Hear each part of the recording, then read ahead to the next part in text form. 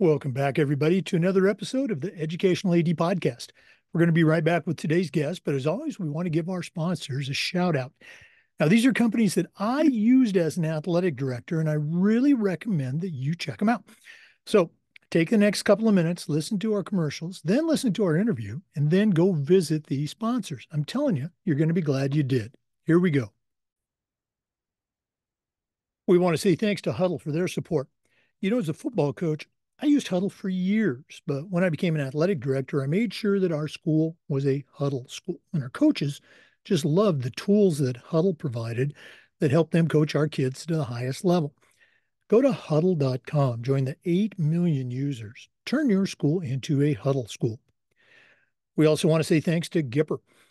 If you're not posting social media content to celebrate your athletes and your team's accomplishments, you're really missing out on a great opportunity. Go to Gipper.com. Their team will have you creating world-class content in seconds, and it's so easy, even I can do it. Go to Gipper.com. It's used and trusted by over 4,000 high school and college programs. It's professional graphic design made easy. That's Gipper.com. We also want to thank Home Campus. Home Campus is a platform that you're going to use every single day. Things like scheduling, uploading scores and rosters, student athlete eligibility and clearance. Who doesn't do that every day? Home Campus does all of this and more, does it better, and it does it faster. To get started, just go to homecampus.com. That's it, homecampus.com. We also want to thank Snap Raise. Have you ever been frustrated by a fundraising platform or activity that didn't give you any return on investment? Stop right here. Go to snapraise.com. Hands down, it's the best online fundraiser out there. We used it at our school with tremendous success. Our coaches loved it. Our parents loved it. It works. Go to snapraise.com. You can check out their other great platforms. But if you're looking for a fundraiser, you found it. Go to snapraise.com. We also want to say thanks to Vital Signs Wall of Fame. If you're looking for a really cool way to display your school record boards for all the teams, for all the events, or your school's Hall of Fame, go to vitalsignswalloffame.com. Take a look at their interactive touchscreen. That's right, touchscreen video consoles. It's also a great way to tell your school's unique history and share your proudest moments. That's vitalsignswalloffame.com. Check them out today. We also want to say thanks to Ohio University and their online masters in athletic administration. This affordable 20-month, totally online program allows you to earn your master's degree while also completing 11 NIAAA leadership training courses. To get started, just go to ohio.edu/info/MAA, the Ohio University Online Master's Degree. We'd like to thank Sideline Interactive for their support. Go to sidelineinteractive.com and schedule a live web demo to see their score tables and their score boards in action. Probably one of the best purchases I ever made as an AD was our Sideline Interactive indoor score table. Go to sidelineinteractive.com. Schedule that live web demo today. We also want to say thanks to our good friends at Athletic Surveys. Athletic directors already get feedback, but usually it's from a very small group that just wants to complain. Athletic Surveys will connect you to that group, but they're also going to connect you to the 98% of your stakeholders that support your program. And that information is incredibly valuable, especially when you're sitting with a frustrated parent, or maybe your principal, or maybe even your school board. Go to athleticsurveys.com. They're going to create a custom survey that lets you take the pulse of everybody in your program. That's athleticsurveys.com. Check them out today. We also want to say thanks to our good friends at Hometown Ticketing, the leading digital ticketing provider to schools and colleges.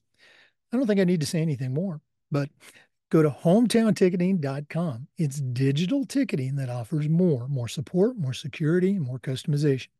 The Hometown team is here to help you make the best online ticketing solution. hometownticketing.com. Welcome back, everybody, to another episode of the Educational AD Podcast.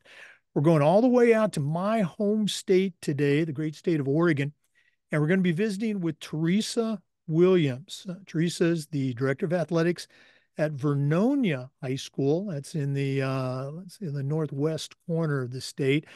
Um, Teresa and I met this past spring when I was out at the Oregon Athletic Directors Conference.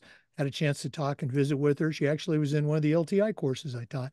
And I thought she'd be a great guest for the podcast. And I've actually been on her campus 100 years ago when I was a college student and also later on when I was a coach in the area. But Teresa Williams, welcome to the Educational AD Podcast. Thank you. Thank you for having me. Well, it's summertime for our listeners. We're recording this on June 24th, so it's going to be very timely when you listen to it. Teresa shared that the students are out, but she's still on the job. So let's go and jump right in. Teresa, we always like to let our listeners have a chance to get to know our guests. So give us that bio, where you were born, where you grew up. Maybe take us up through your own college days, and then we'll take a break. But what's the Teresa Williams origin story? So I was born and raised here in Vernonia, Oregon. Went to school here in Vernonia.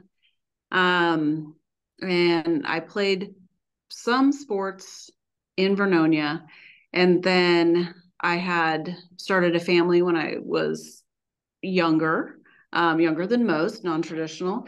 And then it wasn't until my kids were grown, probably in middle school, high school, that I decided to go back to college. I got my degree in fitness technology. So I began as a personal trainer for several years. And then I got into coaching. And then at the same time, I'm not sure why, I decided that I should go back to school. I was kind of on this path of maybe education. And so I went back to school, got my bachelor's in exercise physiology at Pacific University. And then that was in 2015. 2017, I went and got my master's in athletic administration and leadership at Azusa Pacific. And so at that point, I was kind of on this track of someday I would like to be an athletic director. And lots of coaching. I coached track for 7 years. I coached girls basketball for 15 years, and I'm still coaching girls volleyball. So I'm on my 16th year of that. So that's how I got here. Well, I appreciate you sharing. You talked about that non-traditional route. Want to go back to your own high school days. We do this with most of our guests. Growing up in the small town. Now, like I said, I've been to Vernonia. I've been in your gym before. Again, it was a long, long time ago. But share with our viewers, what's Vernonia like? What are your memories there, say, junior high and early high school? Oh yeah. Very small town. Everybody knows everybody.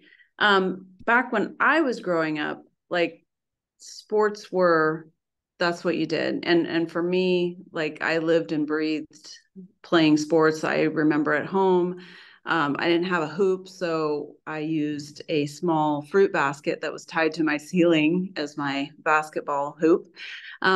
We have a river that runs through the middle of town, and that's where kids go every summer just to jump in the river. So I really love that, just really homey feeling of Vernonia. You mentioned that you're still a coach. Sounds like you got a strong background in a number of sports. Um, what can you think of a moment? Maybe it was in high school, maybe it was in club. That at the time that it occurred, it really didn't seem like much. But now, looking back with wisdom and perspective, you can say that was a significant moment for me.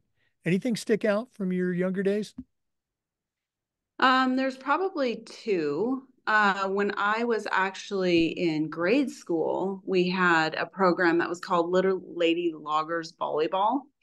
And that was the start of like basketball for me. And I remember our coach. And I guess if you think about it back then, it seemed, I don't want to say hard, but he really pushed us, even as younger kids. He pushed us and he just wanted us to do well. And back then I was kind of a little taken back as a, young elementary kid.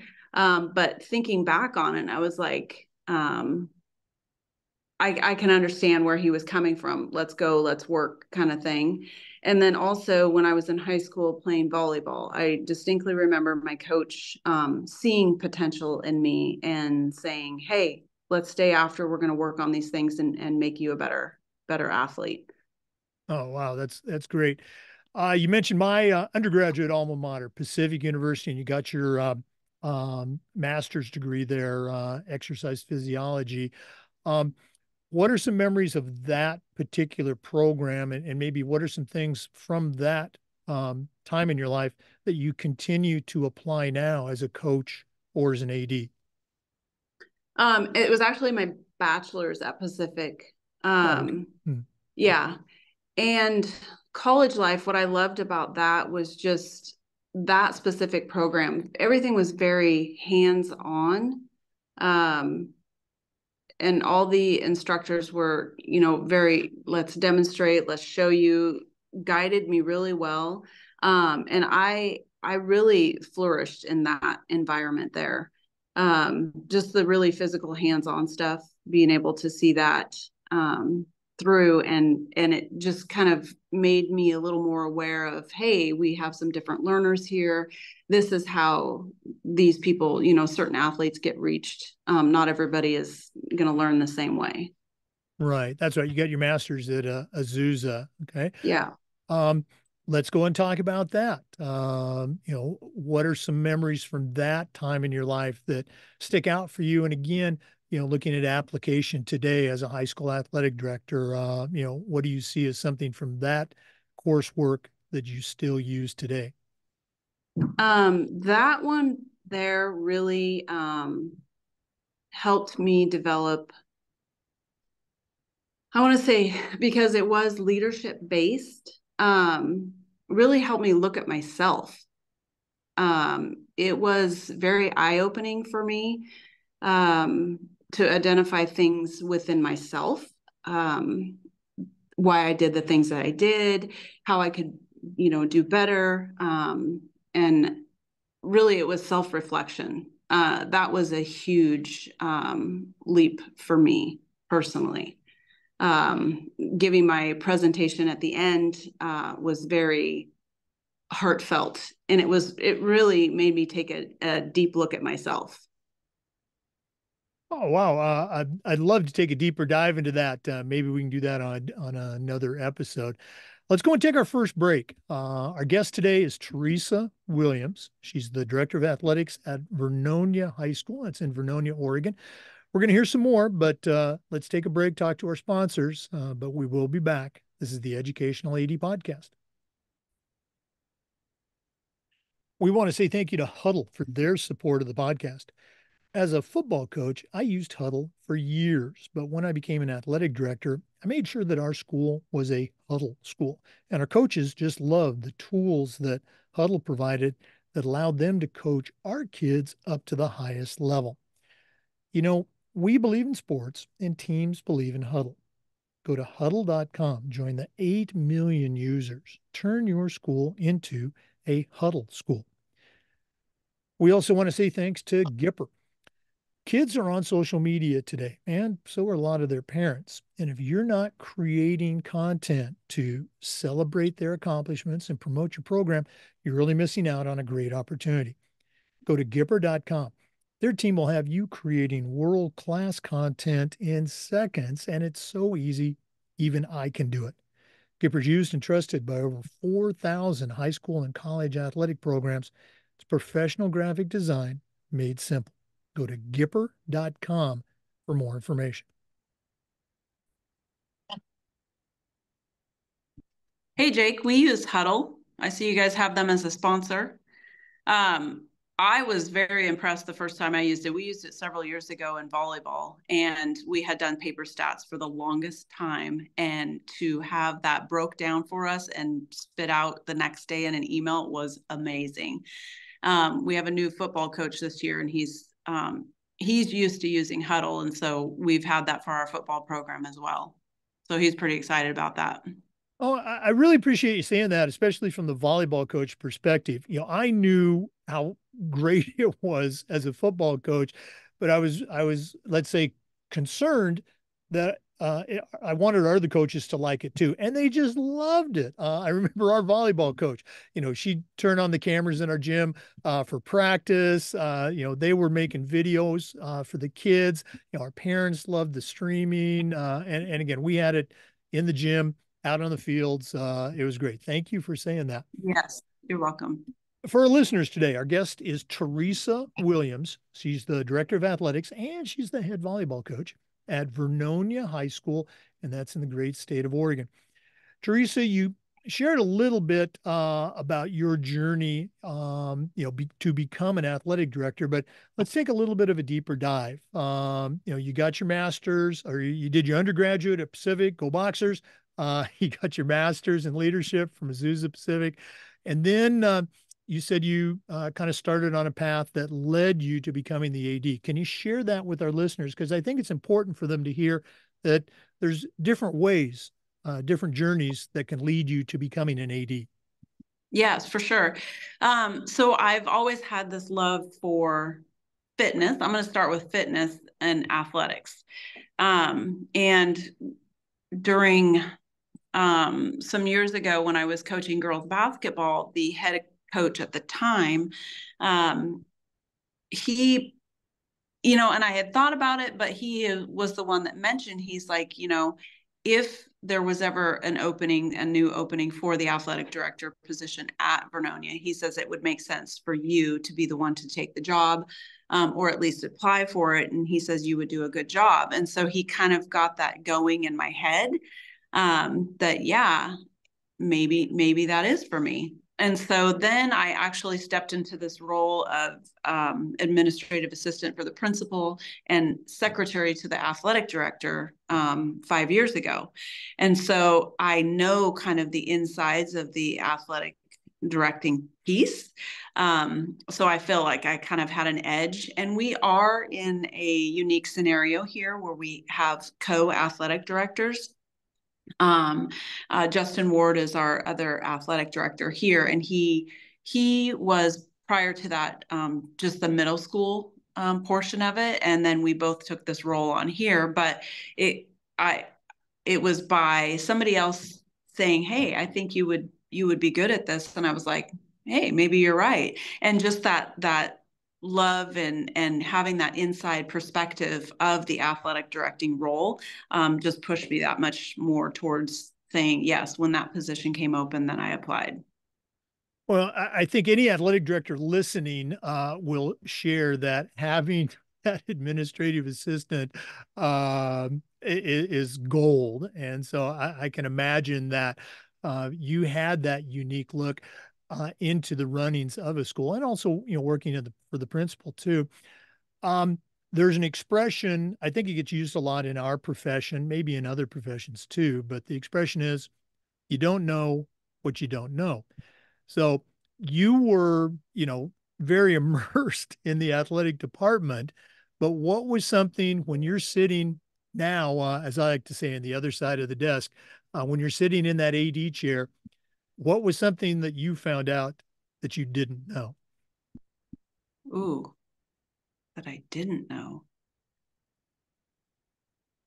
Um, I guess I didn't know. I knew there was a lot of work, but I didn't know there was that much work in the behind the scenes stuff. And I think a lot of people don't realize everything that happens behind the scenes. There's a lot to it, and trying to make sure that all these pieces are fitting together throughout the year. I don't think people realize. I mean, to me, that's the one thing. I mean, because I was like, why aren't we doing this? Why aren't we doing this? You know, from behind the scenes. But now that I'm really into it, I'm like, oh boy, there's a lot that goes to this. Oh, yeah, absolutely. And again, no one understands what you just talked about except another athletic director. People just don't realize all the things that go into, an event. Just start that checklist. The facility, the officials, concessions, the volunteers, security, you name it. Um, Now, Vernonia, as we've mentioned, it's a smaller school. It's in a rural part of Oregon. Again, the mascots, the loggers. That'll give you an idea of what the area is like. What is your situation at Vernonia with on-campus coaches? What percentage of, let's maybe start with your head coaches, are teaching or working on campus, and then how many are you having to hire from the surrounding community? Um, I would say it's really kind of shifted to where I could say that most of our head coaches used to be on campus, but now it's kind of shifted away to where we're probably, if I'm thinking about, oh, well, he's on campus. Probably at 50-50. Yeah, we used to have more that were teachers, generally teachers, but we've kind of gone away from that. Not gone away, we just haven't had people applying. Right. So we're reaching out. Mhm.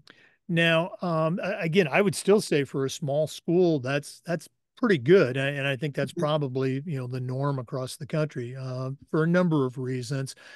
How many? Again, I'm just diving into this because it's on my mind. How many of those off-campus coaches are local? I mean, right there in the town, kind of like you, maybe went to school there and just still live in the community versus, they're driving from surrounding communities, let's say Forest Grove or Beaverton or even Portland. How many local versus they got to drive an hour or more to get there?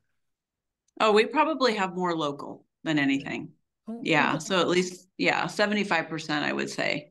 Okay, boy, that's pretty good. Boy, that's a Yeah. good percentage. Yeah, that at least they're part of the community. Okay. Yes. Um, Now that you are you've been at the high school for a number of years, again, in fact, that's a question I want to ask. You graduated from Vernonia High School. You were away from the school for a while, and then you came back. What was it like coming back? Again, it wasn't like you came right back out of college and you're this, kid, 22 years old. You'd had a career of sorts already. What was that like for you coming back? Did people look at you as a professional that you were, or did they still see, the 18-year-old Teresa? Hmm.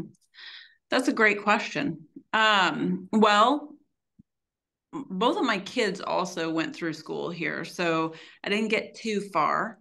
But I was kind of out of the scene for a while. I think that I was actually received quite well. Um, because that was a conversation that I actually, one of my mentors, we had a conversation about, was seeing you as a local community member, that sometimes it's hard for people to say, yes, we respect this person, whether it was me or anybody else, instead of looking at them like, oh, you went to school here and you're just somebody in the community.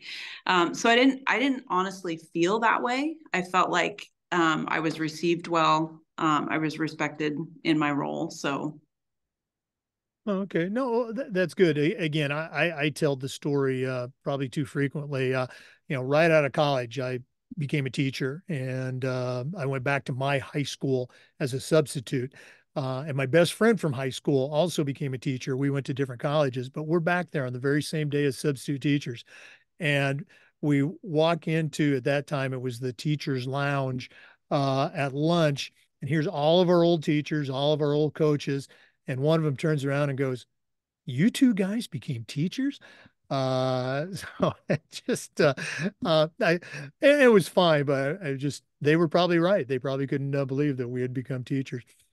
Uh, let's go and take another break. We're visiting today with Teresa Williams. She's the director of athletics and the head volleyball coach at Vernonia High School. That's in Vernonia, Oregon. We're coming back with more, so please stay with us. This is the Educational AD Podcast. We'd like to thank our good friends at Hometown Ticketing for their support. Go to hometownticketing.com. It's the leading digital ticketing provider to schools and colleges. I don't think I need to say anything more, but I'm going to. Go to Hometown, and their team is going to show you how to set up and sell tickets online, not just for athletic events, but for things like school plays and concerts, school dances, even graduation. And here's the best part: every school gets assigned a dedicated client success manager that's going to provide you hands on support every step of the way. That's every step of the way. Go to hometownticketing.com. It's digital ticketing that offers more. We also want to thank our friends at Snap Raise. Have you ever been involved with a fundraiser and been disappointed with your return on investment? Go to snapraise.com. It's hands down the best online fundraiser out there. We used it at our school with tremendous success. Our coaches loved it, our parents loved it because it works. Go to snapraise.com. You can check out their other great platforms, but if you're looking for a fundraiser, you found it. Go to snapraise.com. And we'd like to thank Vital Signs Wall of Fame.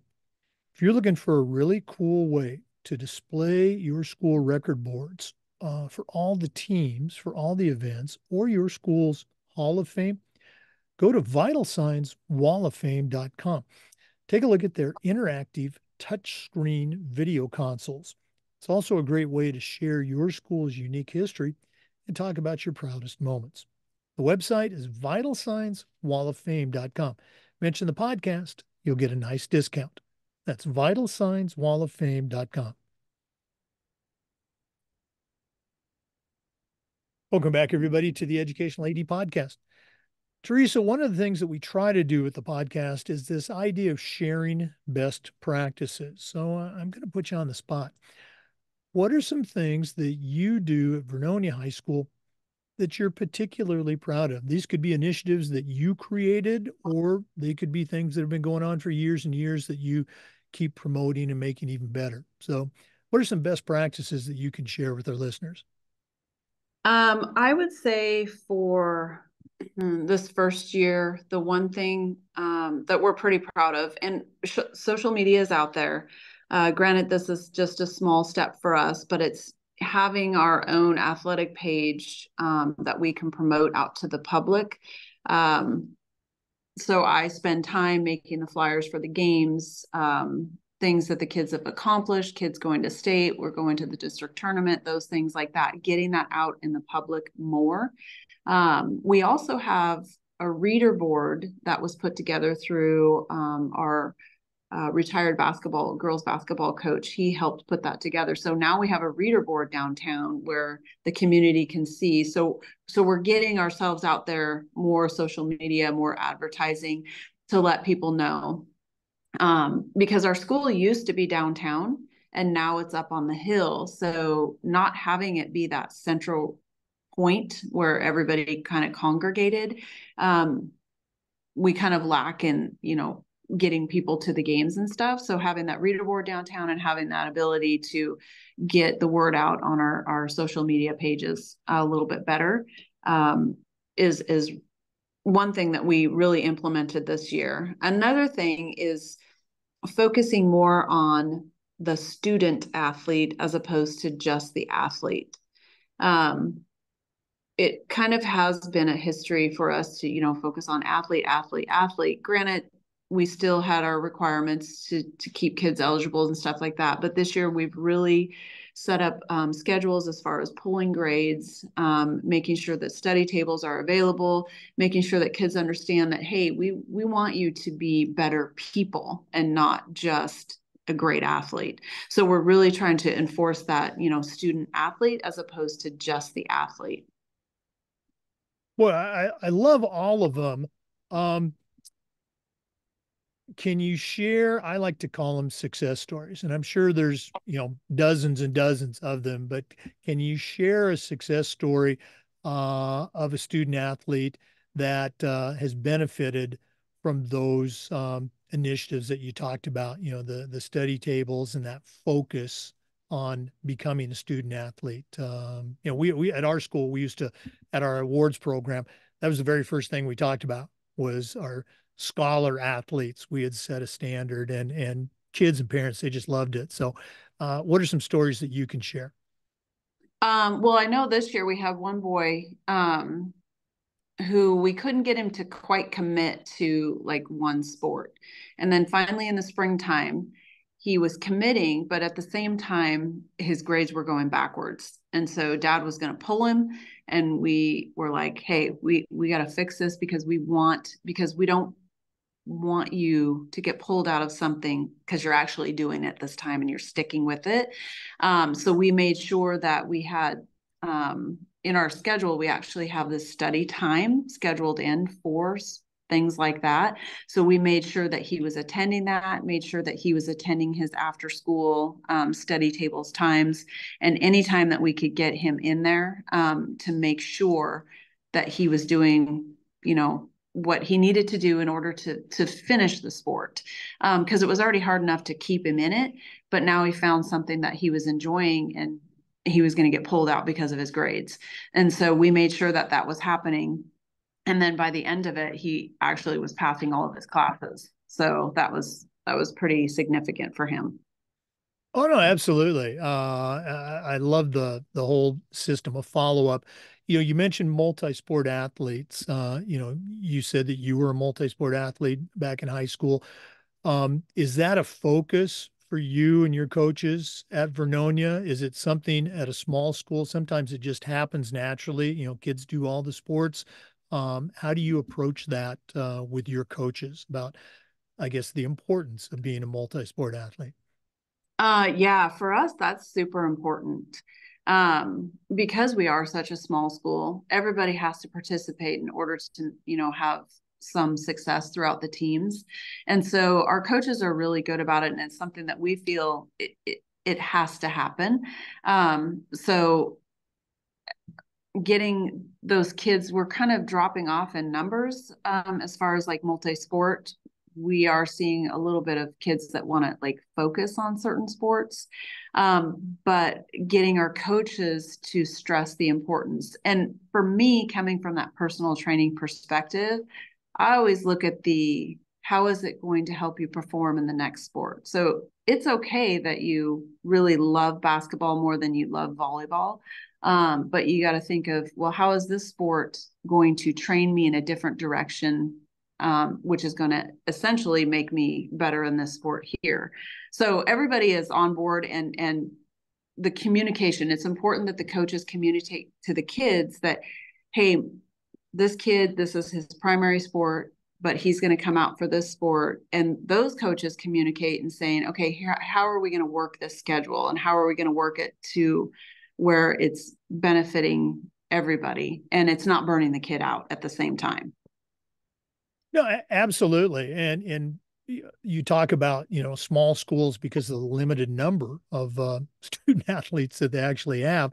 It's really kind of the lifeblood to have students participate in more than one sport. But the coaches have got to buy into that as well. You can't, have a coach saying, well, this is my kid and, need them for my program. They really got to share. Great stuff.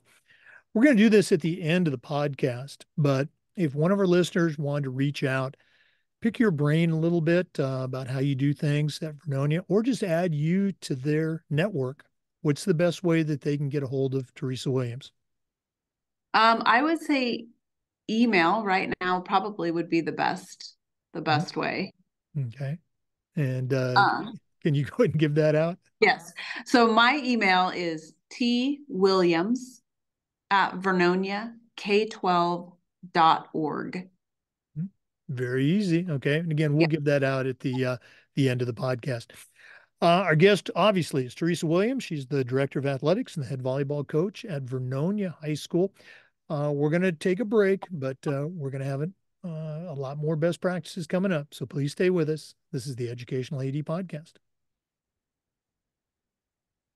We'd like to thank the Ohio University Online Masters in Athletic Administration for their support. This is an affordable 20-month completely online master's program that allows you to earn your degree while also completing 11 NIAAA leadership training courses to go towards your RAA or your CAA. You're also going to be part of a nationwide network in athletic administration. To get started, all you have to do is go to ohio.edu/info/MAA, the Ohio University Online Masters in Athletic Administration. We'd also like to say thanks to Sideline Interactive indoor score tables and video boards. Go to sidelineinteractive.com. You can schedule a live web demo to see their score tables and their score boards in action. Probably one of the best purchases I ever made was our Sideline Interactive indoor score table. We use it for home games, of course, but we also use it for pep rallies, for signing ceremonies. Their products are tremendously versatile, and their customer service is just outstanding. Go to sidelineinteractive.com. Schedule that live web demo today.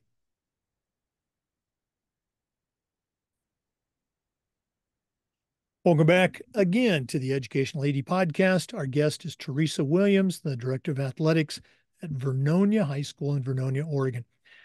Teresa, you and I met at the Oregon Athletic Directors State Conference. You were actually taking one of the LTI courses that I was helping to teach. We have a lot of young ADs and new ADs that listen to the podcast, and I think it's important for them to hear about the journey that we all take with our state association and with the NIAAA. So share a little bit about how you first got involved with your state association and how you got involved with the LTI program. So first involvement was going to that OADA conference. And I wasn't really sure what to expect. And we went for the full boat. I know some of our athletic directors suggested, oh, you go to these days. I am one of those people that loves education as far as like myself, what can I learn? And I want to know. And you don't appreciate that when you're younger, but when you're older, you realize you want to know as much as you can. And so I saw that they had a pretty good lineup as far as workshops that we could attend, some of the LTI courses there that we could attend. So seeing that I had all of this stuff at my disposal, becoming a part of this organization, I was pretty excited about because some of the topics in there I know are going to help me be a better athletic director.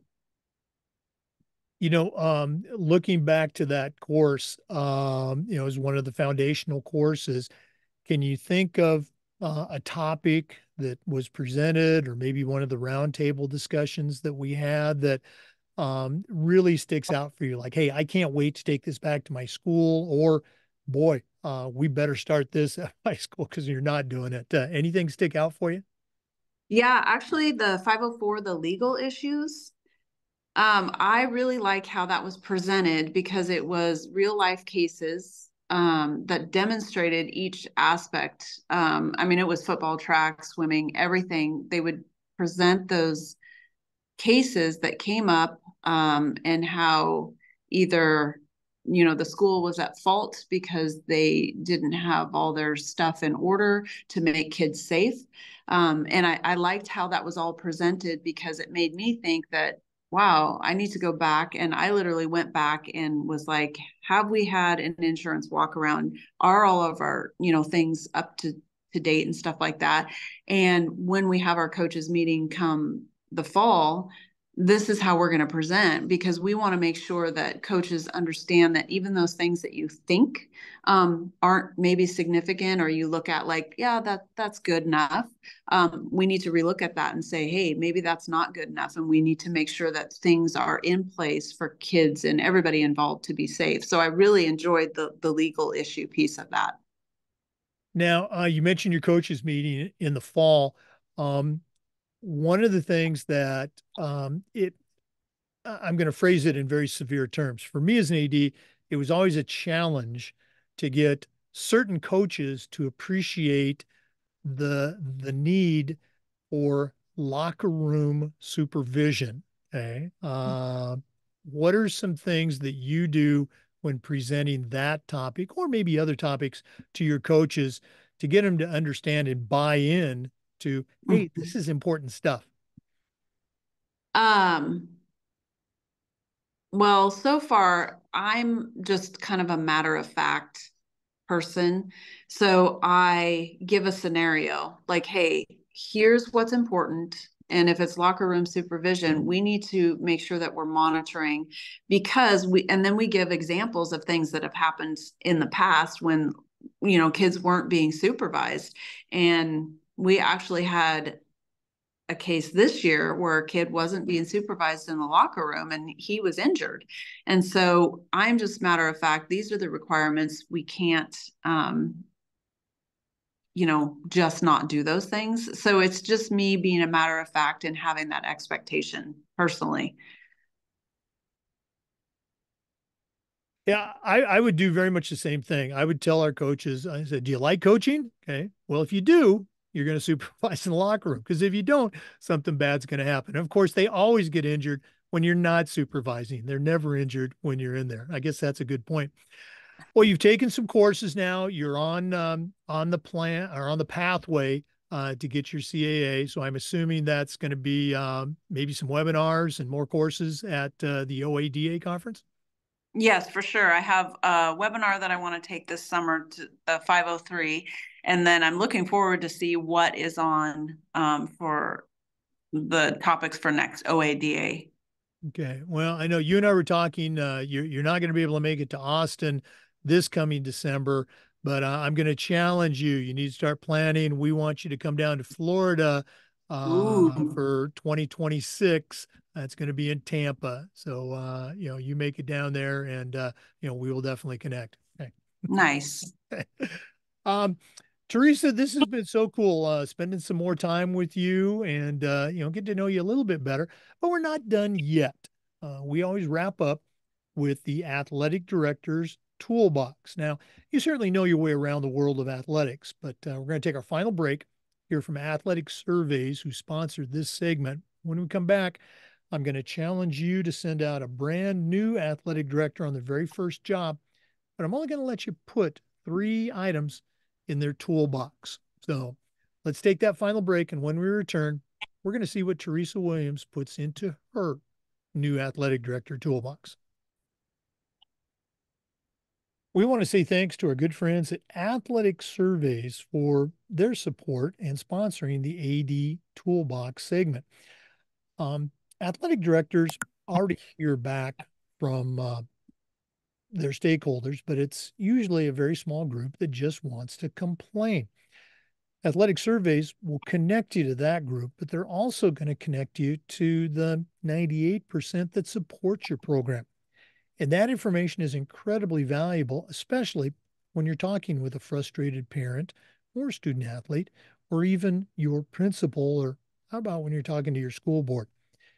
The information that's going to come back from that survey is going to be customized to you, your school, and your program. Go to athleticsurveys.com.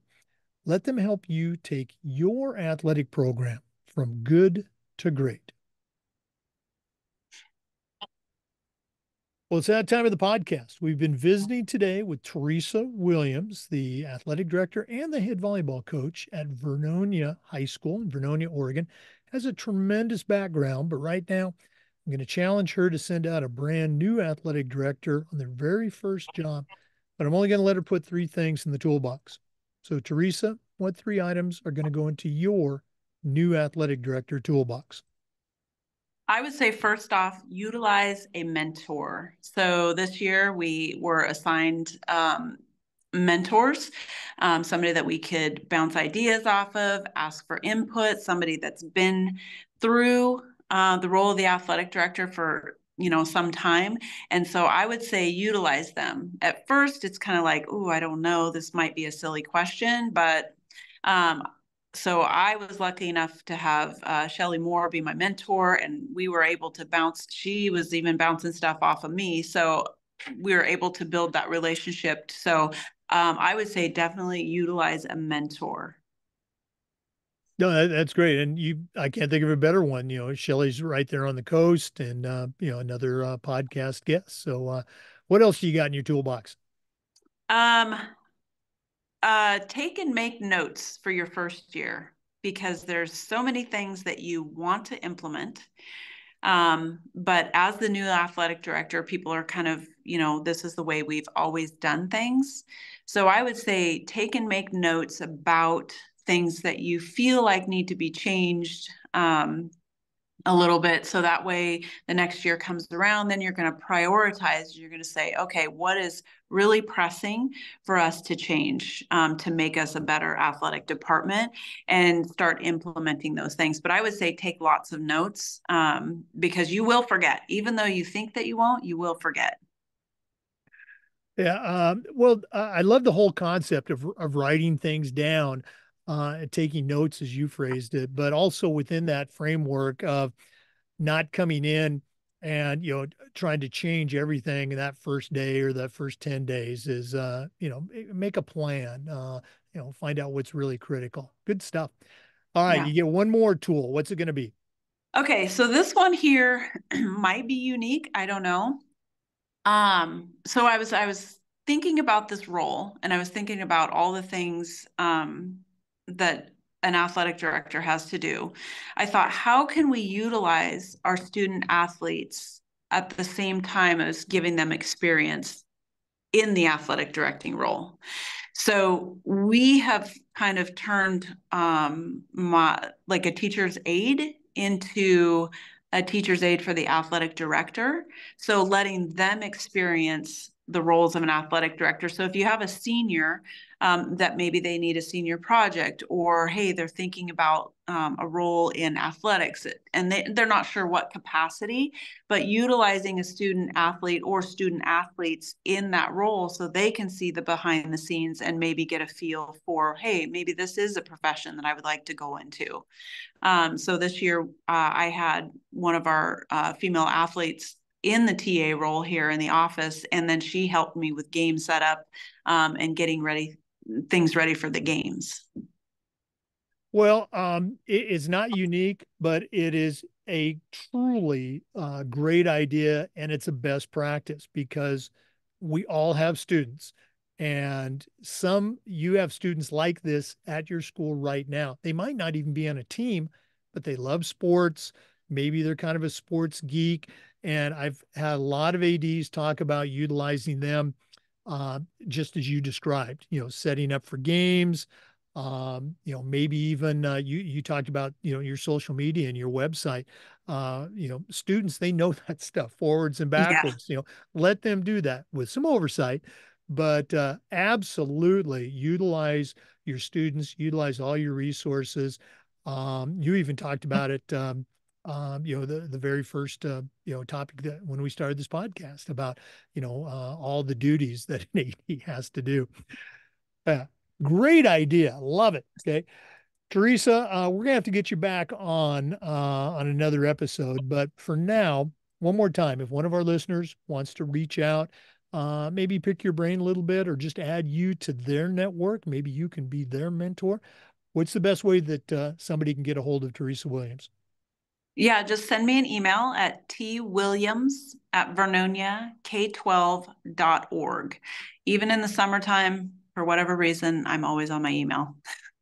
Like a true athletic director. Yeah. Okay. Well, Teresa, thanks again for coming on. All the best. Hope you have a great summer out there. And seriously, we're gonna have to get you back on the podcast. Thank you. Thank you so much for having me. This Oh, was you fun. bet. For listeners, we want to say thanks to you and remind you that we upload all of our Zoom recordings to the Educational AD Podcast YouTube channel. We do this just about every day, sharing best practices and stories. So we hope you come back for the next episode of the Educational AD Podcast. We'll see you next time.